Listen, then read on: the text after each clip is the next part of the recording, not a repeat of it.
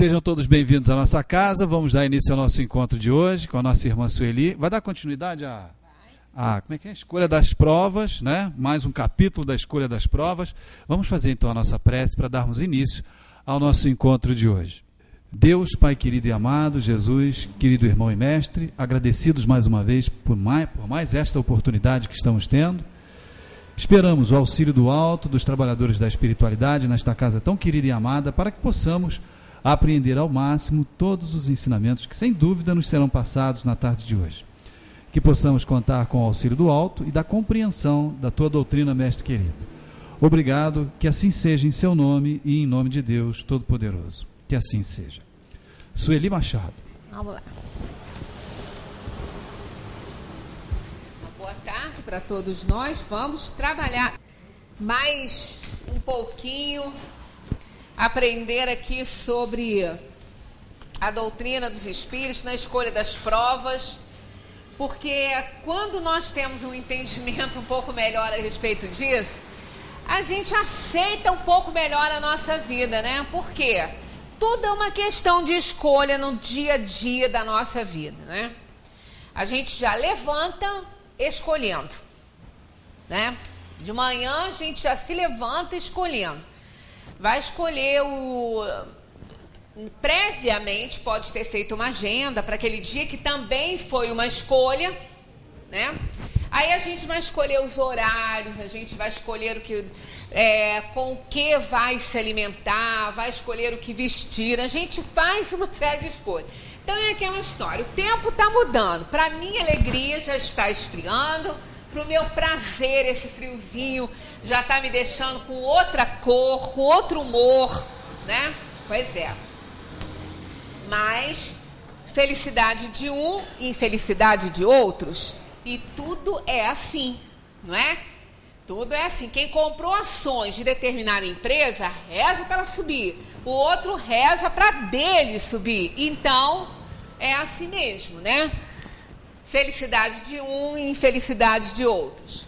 Mas a única certeza que nós temos na hora da nossa escolha, nós somos livres para escolher, mas não somos livres para colher os frutos da nossa escolha, né? Porque quando a gente escolhe alguma coisa, aquilo ali segue um padrão, um roteiro, e a gente vai ter que aguentar as consequências.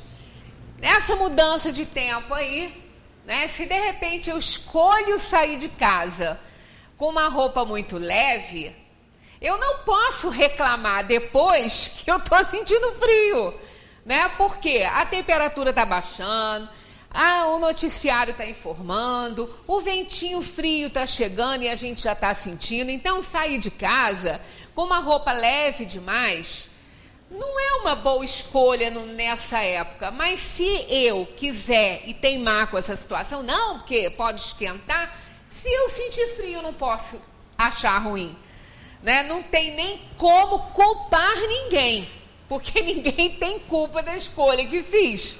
Assim, com o espírito acontece o mesmo. O espírito faz as suas escolhas, vem para o mundo, né, para esse ou para qualquer outro, e não pode reclamar do que está acontecendo, porque foi uma escolha dele, né? Foi uma escolha que ele fez. Mas quem garante que ele escolheu? Olha, essa resposta nós vamos encontrar em todo o contexto da doutrina espírita, em todas as revelações das leis de Deus aí dentro da doutrina, ou então, das duas umas, Deus não é justo, né? Se eu não escolhi nada disso, né? Vamos imaginar assim, eu não escolhi nada disso para minha vida. Eu não escolhi nascer aqui, não escolhi contrair casamento com fulano, não escolhi os filhos que tem, não escolhi nada. Então tá. Essas escolhas que eu estou dizendo que não fiz, o que eu estou passando, me traz um pouco de sofrimento, alguma coisa que eu não gosto, qualquer coisa assim. Aí, então, quem é que fez para mim essas escolhas? Quem é que manda esta ou aquela doença, este ou aquele gênero de morte? Quem é? Bom, se eu sou deísta, eu vou atribuir a Deus, então. Mas se eu estou atribuindo a Deus algo que eu teria que atribuir a mim, mas eu acho que eu não fiz escolha nenhuma, não sou reencarnacionista, digamos assim, suponhamos, não sou reencarnacionista, então não fiz escolha, porque a escolha das provas, ela está dentro do contexto reencarnacionista. Quem não tem a ideia disso, ou não quer ter, ou não entende dessa forma, não acredita, então não vai encarar a questão da escolha das provas, porque não acredita em reencarnação. Então, se não acredita em reencarnação, se não explica a dor, a injustiça, o sofrimento através dela, então há unicidade da existência. Ah, eu nasci. Bom, então, quem é que determinou esse tipo de sofrimento para mim, essas doenças que eu vou ter ou estou tendo? Quem foi isso? Ah, foi o Criador? Se eu sou deísta, foi Deus. Aí bota a culpa em Deus. Deus que quis assim. Aí a gente vai falar, mas por quê? Por que Deus é injusto ao ponto de fazer tantas coisas ruins para um, de determinar tantas coisas ruins para um e tantas coisas boas para outro? Assim, um pai não faria. Né? Um pai que tem lá 4, 5, 10 filhos, ele não vai escolher alguns para ser feliz e outros para sofrer. Ele não vai escolher alguns para ele entregar ao próprio sofrimento e adquirir doença e outros não. Então isso seria uma injustiça. Ele não faz isso. Né? Um pai aqui da terra não faz isso. Não vai escolher um filho para sofrer e outro para ser feliz. Então por que o Criador faria isso? Porque ele que criou esse universo tão perfeito, que não errou em nada, né? Que não errou em nada. Isso tudo é matemático, né? Os cálculos são matemáticos, não há erro.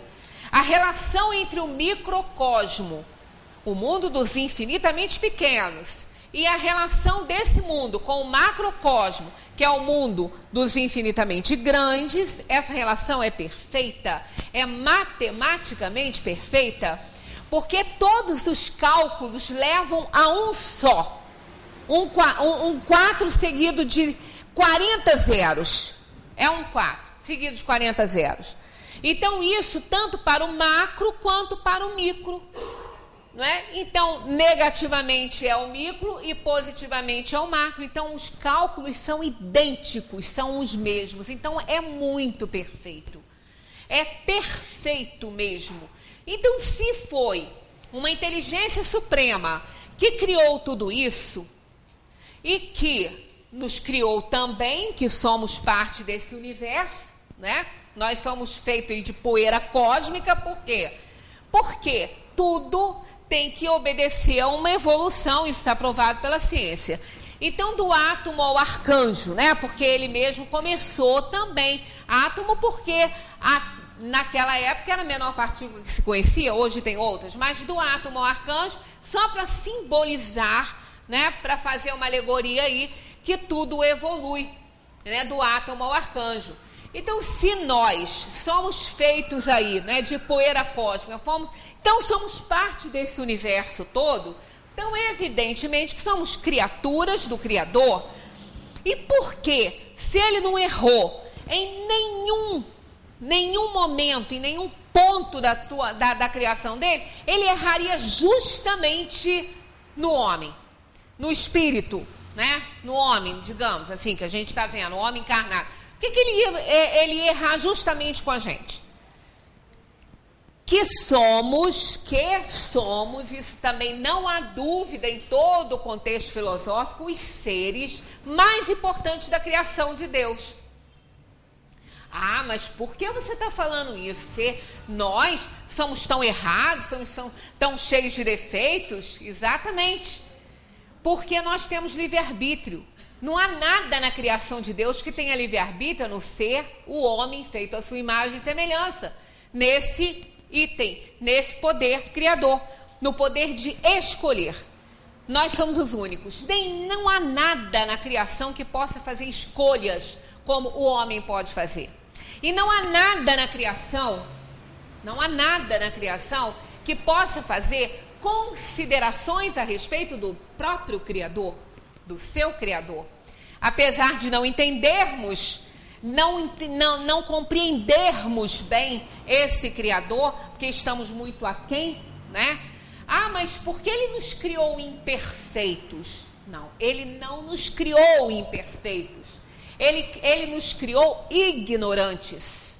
A diferença enorme entre a ignorância e a imperfeição. Não é? Ele nos criou ignorantes, sabiamente Ele nos criou ignorantes, porque a partir daí entregou a este ser mais importante da criação, colocou a sua essência e entregou a ele o poder de evoluir por si mesmo através das suas escolhas, das escolhas que nós fazemos no dia a dia. Então, em nenhum ponto, em nenhum reino, nós vamos encontrar algo que possa desempenhar essa função de escolher.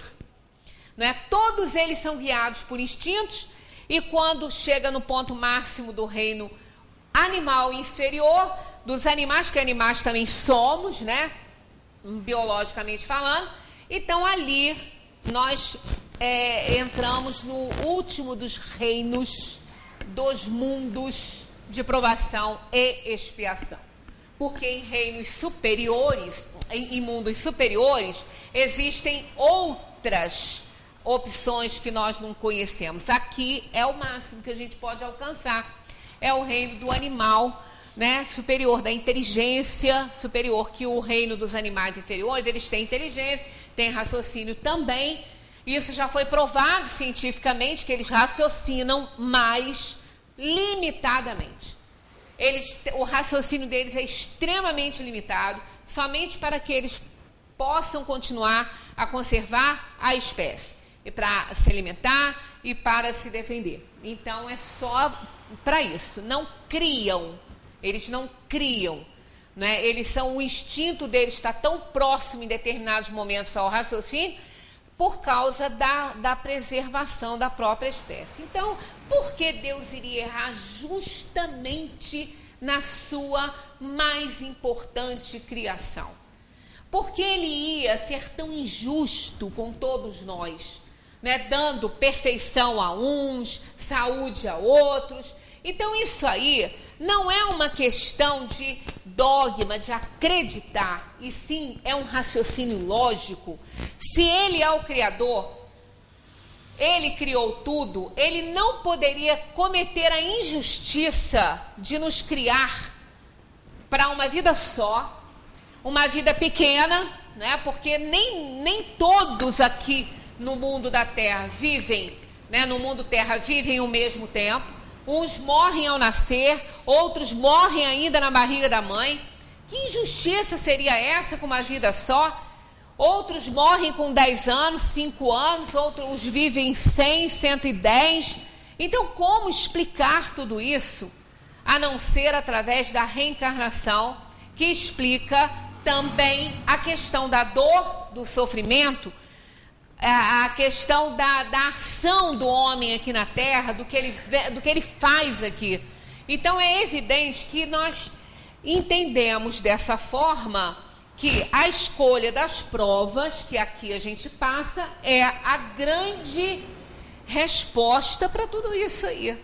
Se eu passo por algo que me faz sofrer, se eu não fiz nada agora, no momento atual da minha vida, para aquilo acontecer e me fazer sofrer, logicamente, em algum momento da minha vida espiritual, da minha caminhada de espírito, desde a criação com espírito simples e ignorante até, né, não sabemos quando, até onde vamos chegar, porque estamos sempre com uma perfeição relativa. Então, se não foi dessa forma, como seria? Se não foi uma escolha minha, como seria?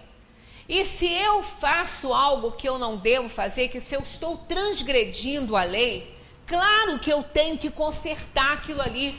Qualquer um sabe disso, né? Qualquer um tem essa noção de justiça. Se eu provoquei alguma coisa, se eu interferir na vida de alguém de alguma forma, eu tenho que consertar essa situação, né? De alguma forma eu tenho que resgatar as minhas dívidas aí, né? Então, A escolha das provas nos dá essa oportunidade de fazer o nosso pagamento, o nosso resgate.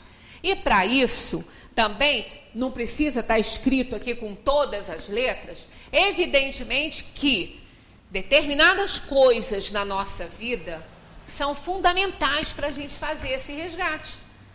É a profissão que nós vamos ter, nós vamos desenvolver, é a família que nós estamos compondo, né? Nascemos numa consanguínea e estamos compondo uma família de afeição, né? Quando nos unimos com outra família, né? Para formar uma nova família, para construir uma nova história. Então, são pontos fundamentais. É a profissão, é o local que nasce, né? É a família que vai ter.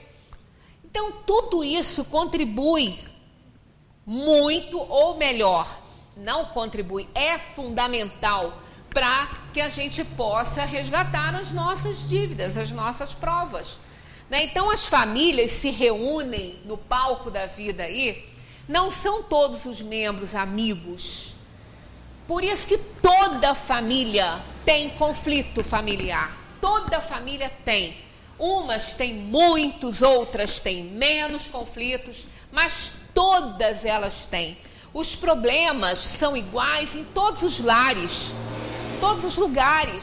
Apenas muda de endereço e de nome, né? Porque isso faz parte da nossa vida, do nosso resgate.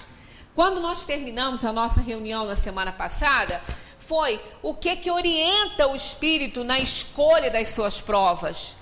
Aí eles logo começam, ele escolhe as que lhe podem servir de expiação, segundo a natureza de suas faltas, e fazê-lo adiantar mais rapidamente. Por isso que falamos que, quando nós estamos agora aqui vivendo uma vida, né, uma encarnação, dando continuidade à nossa vida, nós estamos assumindo uma série de compromissos com as pessoas, com a profissão, com a maneira, né, de olharmos a vida, com os nossos pontos de vista, na defesa dos nossos interesses. A gente está, né, montando aí uma série de coisas aí, cometendo alguns erros e outros acertos, que vão também fazer que a nossa escolha para a encarnação futura tenha muito do que nós estamos vivendo aqui hoje. Muito de vidas passadas, como nós falamos. Não vamos achar que nós estamos nessa encarnação aqui agora, resgatando tudo que a gente tem que resgatar, porque não é bem assim. Não é bem assim.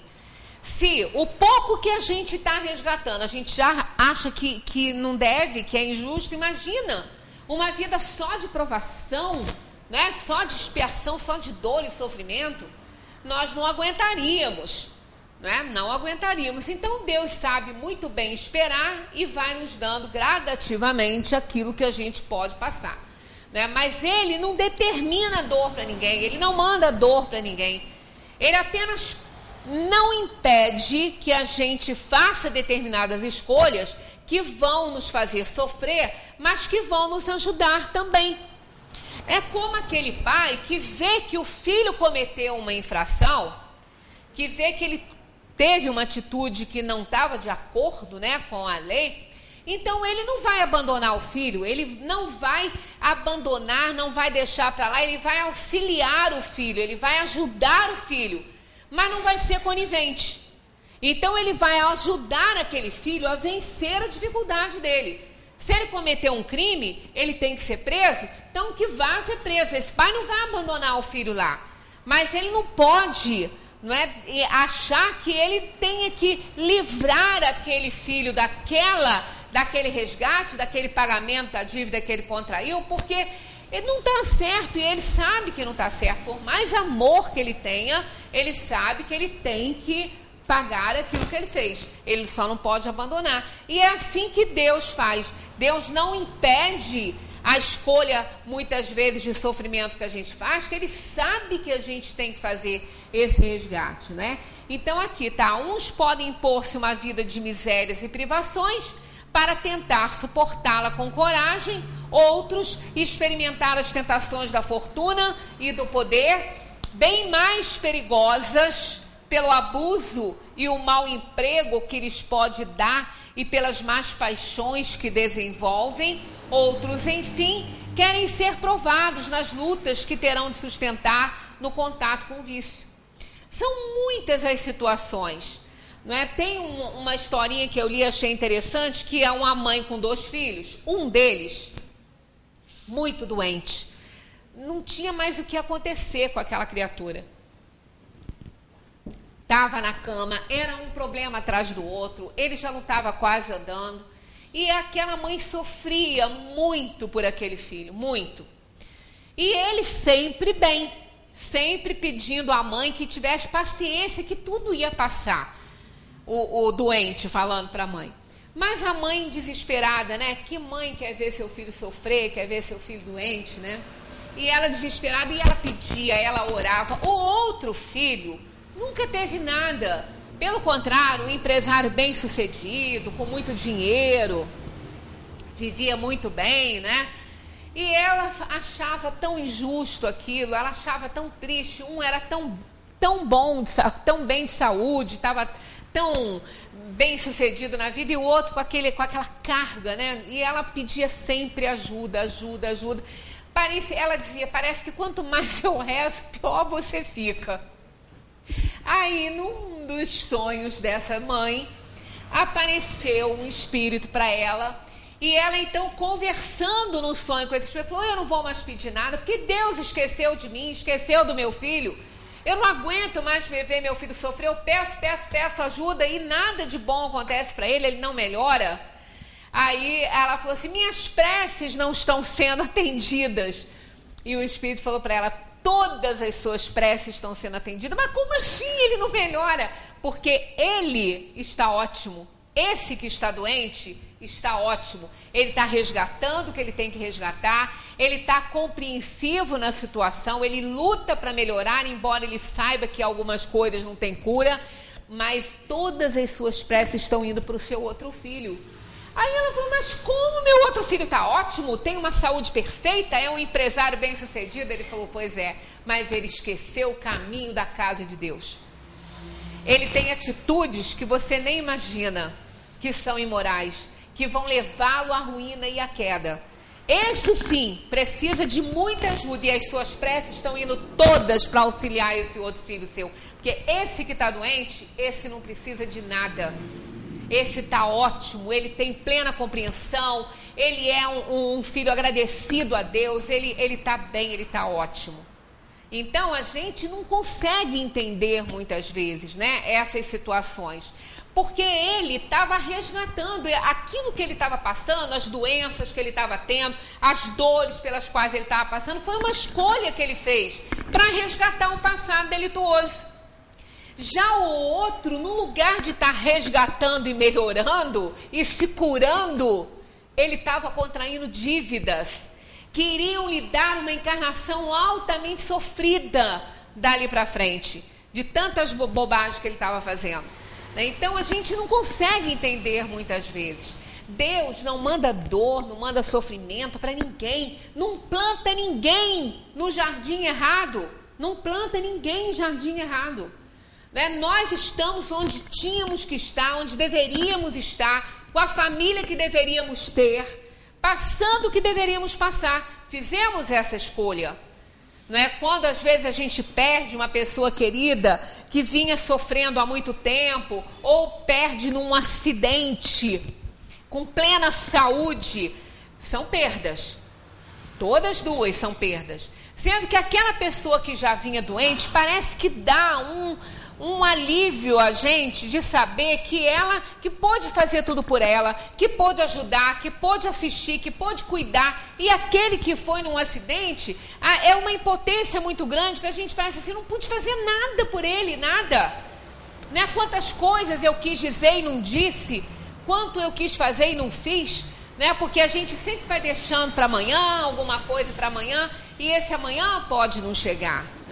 Então as duas são perdas, mas uma muito diferente da outra. Mas por que ele foi dessa maneira? Ele não teve nem culpa, porque muitas mortes assim, realmente a pessoa não teve culpa. Aquele que pode assinar embaixo, da própria irresponsabilidade é uma coisa, mas aquele outro que foi vítima totalmente da situação ali aos nossos olhos, aí a gente fica naquele desespero. Ambas foram escolhidas. Os dois gêneros de prova foram escolhidos. Um pediu uma morte trágica, o outro pediu uma morte através da doença, para que ele pudesse resgatar algo que ele tenha feito com a sua organização física em outra época da sua existência, né? Em outra encarnação. Foram escolhas. E quando nós estamos envolvidos de certa forma nisso aí, né, na família, nós também participamos dessas escolhas todas. A gente só não lembra, mas a gente também participou. Porque quando o espírito vai reencarnar, nós sabemos que a perda de um filho, segundo os espíritos, eles falam que é a causa mais legítima de dor aqui na Terra. Não existe algo que possa doer tanto, é uma causa muito legítima de dor. As mães são muito amparadas, são muito consoladas, até antes do fato acontecer, porque sabe, já está aí nos desígnios, na escolha que fizeram, que isso vai acontecer. Por isso, essas almas, antes de reencarnar, elas não é imposto a elas uma aprovação, uma expiação dessas. Elas aceitam, esses espíritos aceitam, porque faz parte também do seu resgate. Quando um espírito não tem condição de aceitar isso, né, nós temos na história aí da literatura, de histórias contadas por espíritos que retornam, não é, através de médiuns sérios que relatam fatos. Inclusive no livro, se eu não me engano, não sei, é um desses que fala sobre suicídios, eu não sei bem qual deles. Ali tem relatos de mães que não suportam, acabam tirando a própria vida quando vem partir um filho antes e não suportam essa dor. Não é? Então, quando o espírito ele faz a escolha das provas dele, que ele vai passar na Terra, essas escolhas, com certeza, elas vão envolver todos aqueles que estarão envolvidos com a sua própria história. Então, também é oferecido aquela outra alma que também vai fazer parte desse contexto de sofrimento, se ela também aceita isso. Porque se ela não aceitar, não vai acontecer. Porque Deus só impõe a dor e o sofrimento quando o espírito não tem condições ainda de aguentar. Então, se a alma não tem ainda a condição de suportar uma perda dessa, ela não vai aceitar a escolha que aquela outra alma está fazendo na condição de filho que ela vai ter aqui no mundo, de ter uma morte trágica prematura. Se ela não tem condição de aceitar. Tanto que quando chegam mães aqui no centro, e vem várias, né, conversar com a gente sobre essa questão da perda de um filho, né? Quando a gente fala perda temporária, mas no momento é uma perda. E isso a gente não pode negar, é uma perda. Né? E isso é uma dor intensa. E quando a gente conversa, que a gente vê aquela mãe serena, a gente tem ali a certeza daquele amparo, daquele conforto, daquele consolo, porque elas mesmas falam pra gente, eu não sei como que eu estou reagindo bem, eu não sei como eu estou aguentando isso, porque quem está de fora diz que não vai aguentar. As próprias mães às vezes falam isso. Quando eu imaginava uma dor desse tamanho, via alguém passar, eu diria, se isso acontecer comigo, eu morro. Mas não morreu. Está aí. Por quê? Fazia parte desse contexto, ela sabia, na escolha das provas daquela alma, ela também foi dado a ela escolher se ela queria ou não passar por uma situação assim, ela também sabia. E o amparo é muito grande, o amor do pai é muito grande. A gente não pode esquecer em momento nenhum da nossa vida que nós somos filhos muito, mas muito queridos do pai. Muito, que nos sustenta em todos os momentos da nossa vida. A nossa fé é inabalável, mas que fé é essa? A raciocinada, a fé raciocinada. Não vamos achar, porque temos uma fé inabalável, que nada de mal vai nos acontecer, senão íamos ficar o quê? Para semente aqui, nem morrer a gente ia. Não é assim. É uma fé, a fé inabalável é a fé raciocinada. É aquela que entende perfeitamente que tudo pode acontecer, desde que Deus não impeça, e que aconteça o que tiver que acontecer, estaremos amparados. Essa é a fé inabalável. Não vamos estar entregues à própria sorte. Nem o mundo entregue à própria sorte. Né? Nós estamos sempre amparados. De frente já temos ali o anjo protetor, o amigo, o anjo amigo, aquele. Por que a gente usa essa palavra anjo? Ah, essa palavra é tão católica? Não, essa palavra não é católica. Essa palavra é uma palavra que significa, na nossa língua, no nosso idioma, mensageiro. Não é uma palavra católica. O catolicismo não inventou a palavra anjo. Anjo quer dizer mensageiro. Então, se somos amparados por esse anjo, por esse mensageiro, né, de Deus, um mensageiro da espiritualidade superior, claro que a gente não tem que temer. Lógico que ninguém quer sofrer. Mas se estiver dentro da nossa escolha, nós vamos passar. Vamos passar. Muitas vezes teremos as nossas provas minimizadas. E às vezes até, dependendo do bônus que a gente tiver, da situação que nós estivermos enfrentando aqui no mundo, do que a gente já tiver feito, nós podemos ter uma prova suspensa.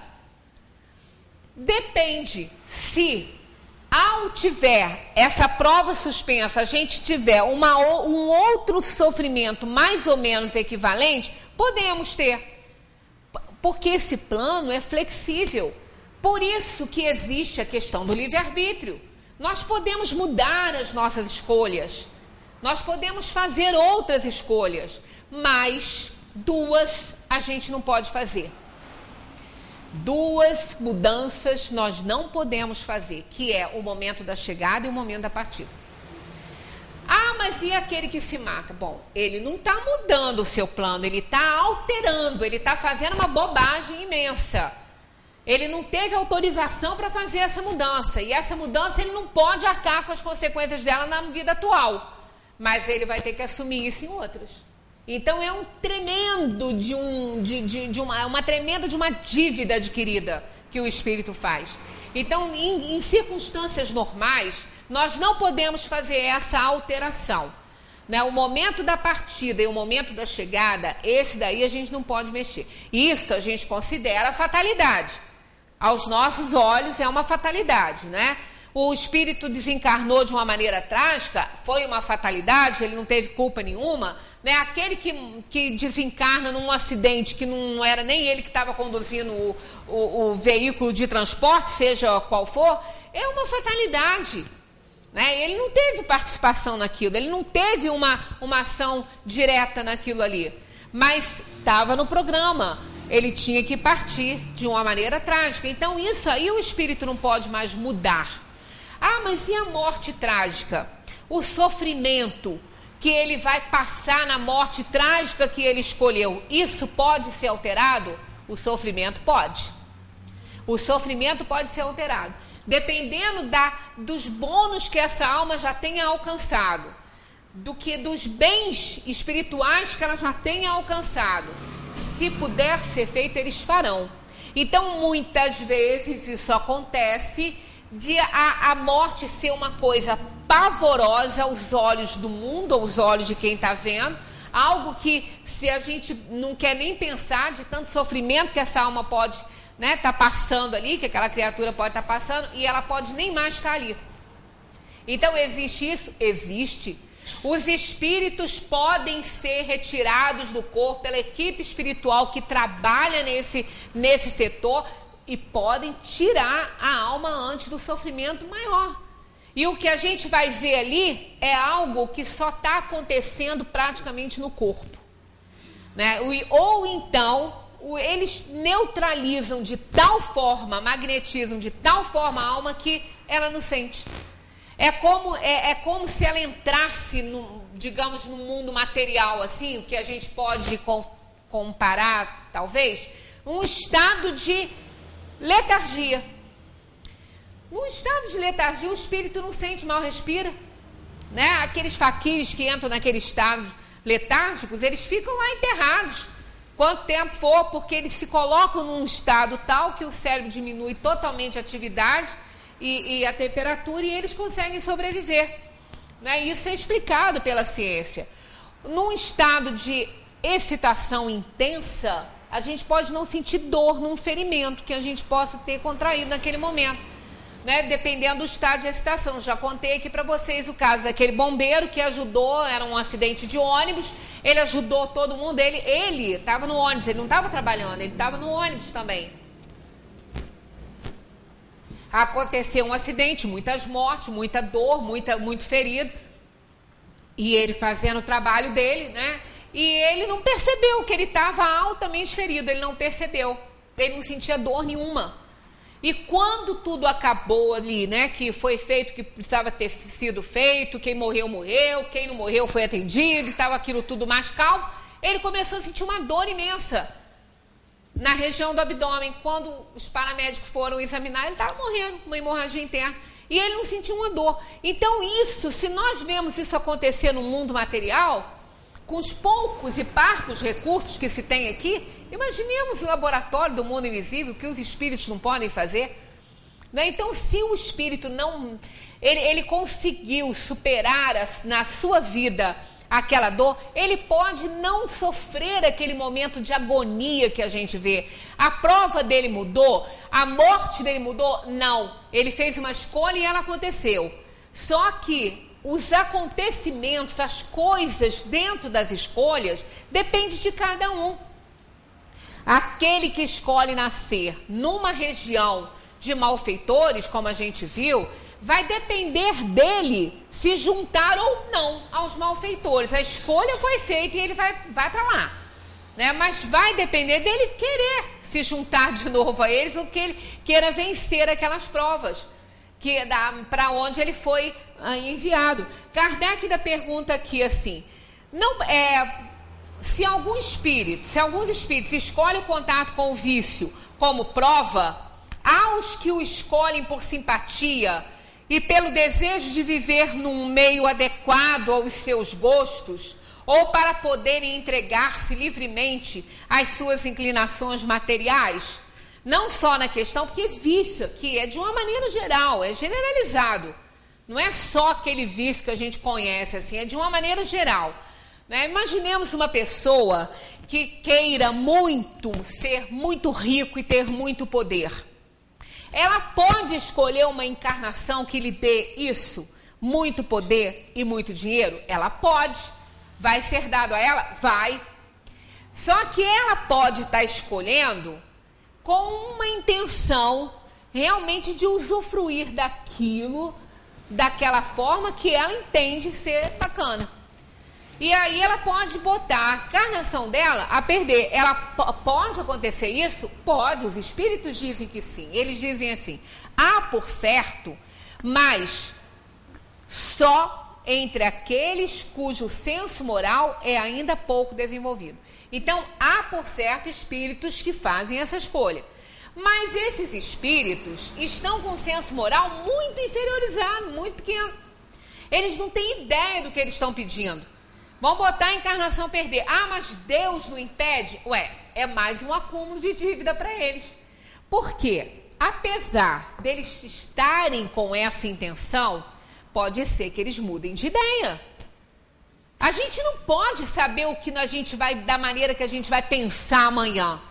Né? Da mesma forma que muitas vezes nas entrevistas, quando a cena, a mega cena, sei lá como o nome tem, está acumulada ali, aí faz entrevista. O que você vai fazer quando você ganhar esse dinheirão todo? Ah, eu vou ajudar fulano, eu vou ajudar ciclano, eu vou fazer isso, eu vou fazer aquilo. Pode ser que ele ajude? Pode. Mas pode ser também que ele não ajude ninguém se queira ficar com dinheiro só para ele.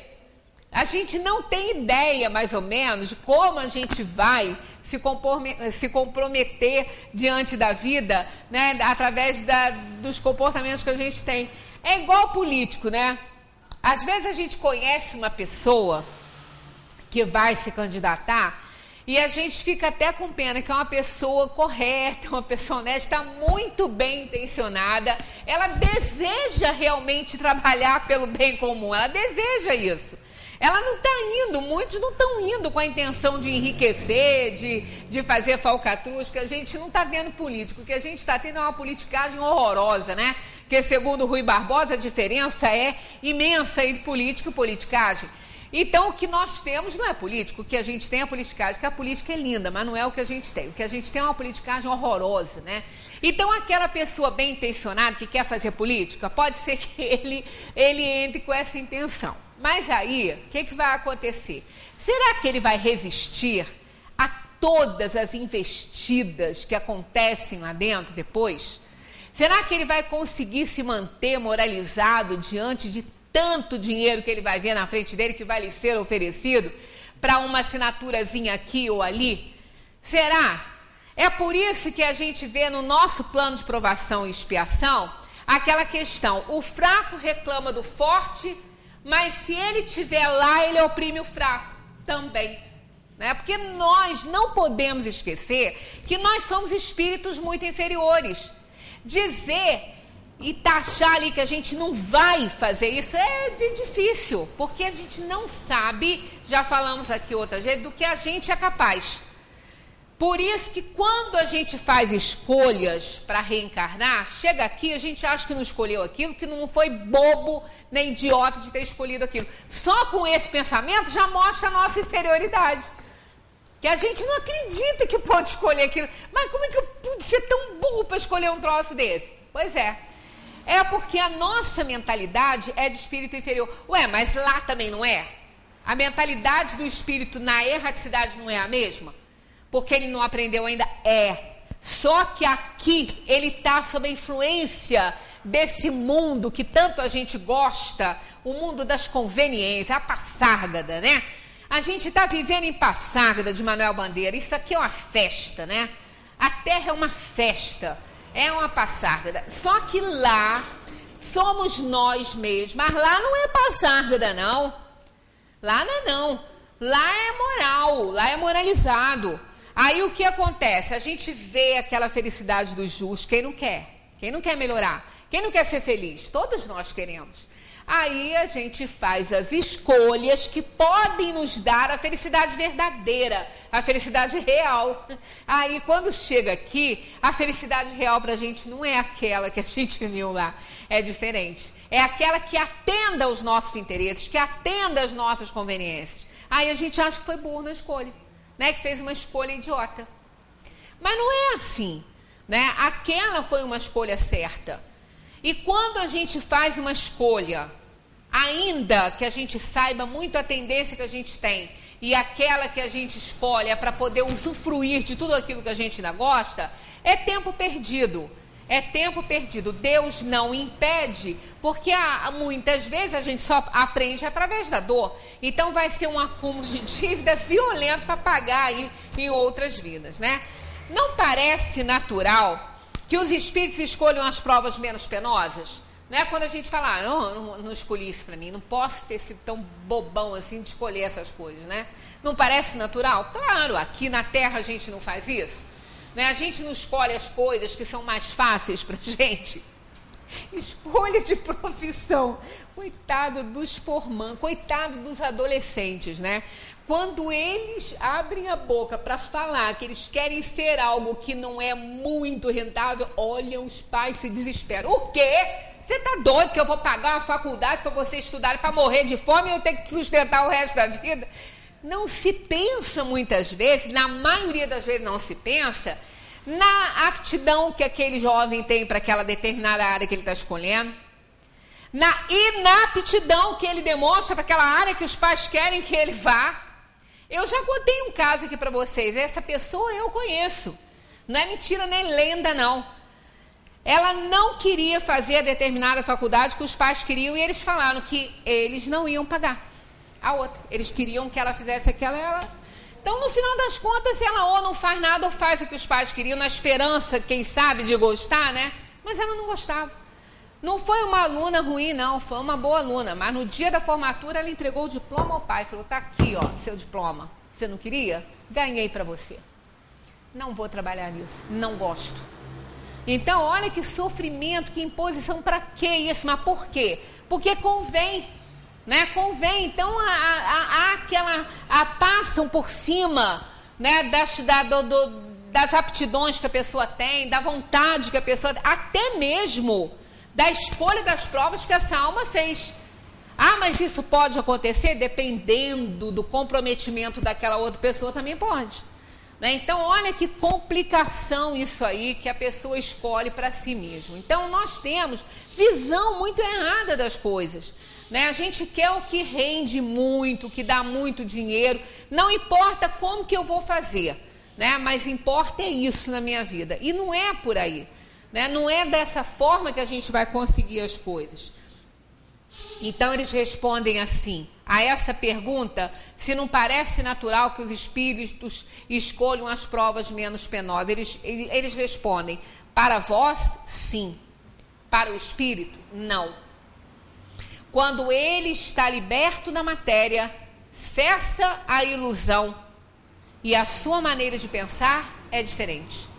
Isso eles sempre falam, não é só nessa resposta, em várias outras, os espíritos sempre falam sobre isso. Sobre as influências da vida mundana, nós temos um pensamento. Dentro da realidade espiritual, a gente tem outro. Porque o espírito desencarnado, quando ele chega na erraticidade, que ele desperta, enquanto ele está perturbado, ele não consegue enxergar isso.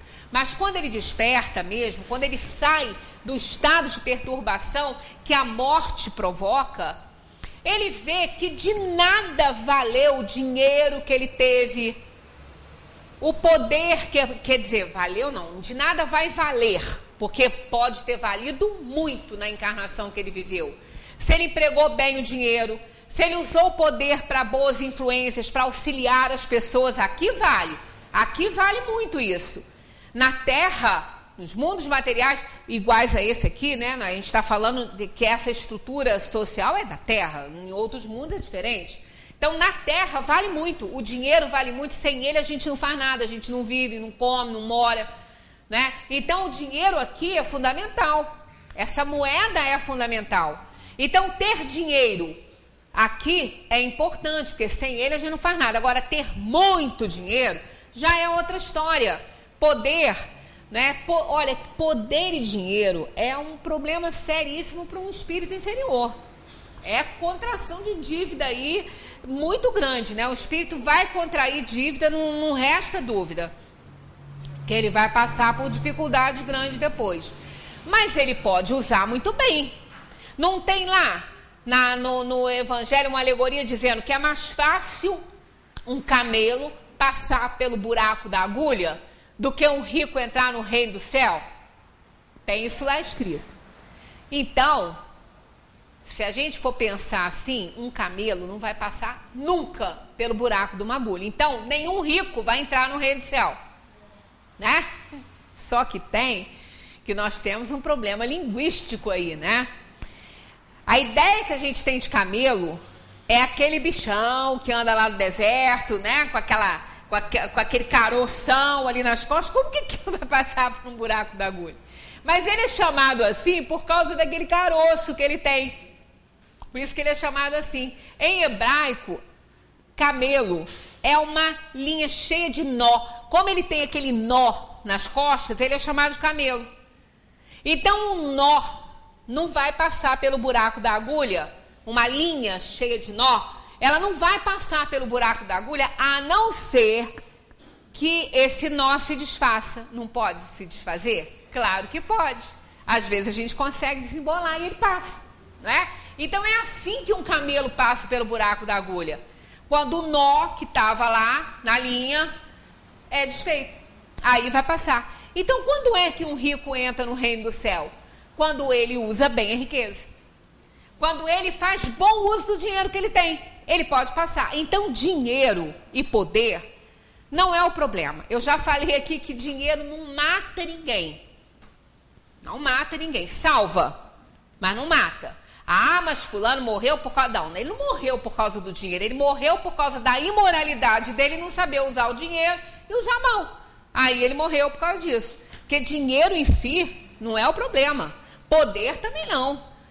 Poder também não é. Uma pessoa moralizada com muito poder, olha quanto ela pode fazer, ela modifica o mundo, ela muda o mundo. Moralizada, né? Porque se ela não for, aí ela vai botar a perder mesmo tudo. Então o problema não é esse, o problema é o que se faz com tudo isso aí. Então uma pessoa pode escolher provas, por isso que é difícil. A prova da riqueza e do poder é muito mais difícil do que a prova da miséria. Porque na miséria a pessoa pode reclamar, né? Que está lá na miséria. Mas ela não vai poder fazer grande coisa, a menos que ela caia na marginalidade por causa disso. Aí já é uma outra história. Mas ela também não vai cair por causa disso. Não é a pobreza que põe uma pessoa a viver na marginalidade, viver na criminalidade. É a tendência que ela já tem. É igual o poder e o dinheiro. É a mesma coisa. Né? Porque muitas famílias, nós temos no Brasil, né, um índice ainda de pobreza muito grande, e são famílias honestas, são famílias moralizadas que estão lá no meio da dificuldade toda, criando a sua família e seus filhos, e não se tornam criminosos por causa disso. Agora, se já houver uma tendência, aí a história é outra. Né? Aristóteles falava isso, né? O homem necessita de algum bem do corpo, da alma e das coisas espirituais. Caso contrário, germes criminógenos poderão levá-lo ao embrutecimento e à criminalidade, né? Então isso é real, mas isso é porque já existe uma tendência. Quando não há, não vai acontecer nada. A pessoa vai viver naquela pobreza, naquela miséria ali, uma vida inteira na dignidade, né? Pobre e digna. Muito melhor do que rico e indigno, né? Porque aí as coisas vão ficar piores para essa alma, né? Aqui, essa pergunta 266, eu não vou ler, porque nós já falamos no comentário de Kardec é essa pergunta. A gente já falou muitas coisas que aqui estão. E o nosso horário também já terminou. Mas na semana que vem, vamos apenas fazer um resumo, mas não deixem de ler esse comentário de Kardec, não. Até para reforçar o que a gente já falou.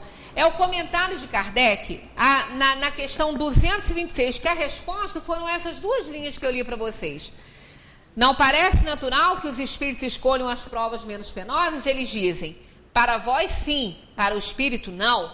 Quando ele está liberto da matéria, cessa a ilusão e a sua maneira de pensar é diferente. Então, Kardec faz um comentário de 1,5 página grande. Tá? 1,5 página só de comentário a respeito disso aí. E na semana que vem a gente inicia fazendo um resumo disso, que já terminou, não vou fazer hoje, mas dê uma lidinha em casa, porque é muito interessante. É 266. A questão 266. Kardec tem acaba sendo uma folha inteira, né? Porque o que ele usou da outra folha foi o que faltou aqui. Então é uma folha, frente e versos, que é um comentário bem grande de Kardec a respeito dessa questão.